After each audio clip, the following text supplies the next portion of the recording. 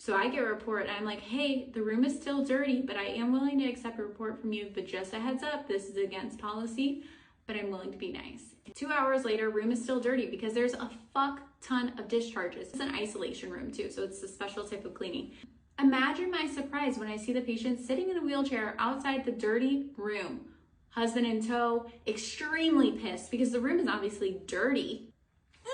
And I'm immediately on the phone with ED. I say, hey, are you the nurse that gave me a report for the patient that's supposed to be coming into this room?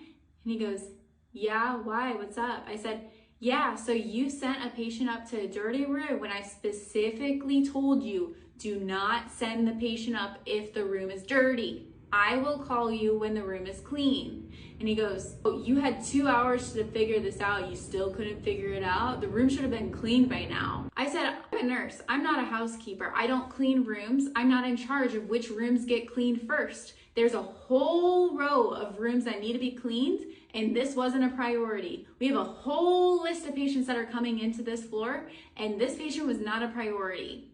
And he goes, well, I'm not telling you to clean the room. I'm telling you to contact housekeeping. That's your job. I said, that is absolutely not my job. Sure, if you wanted to look into it, you could have called housekeeping. And he said, so what are you going to do about it, huh? I said, well, the patient's sitting outside of a dirty room with no clean room, so we will be sending the patient back down to the ED. And he goes, let me see if we can even do that.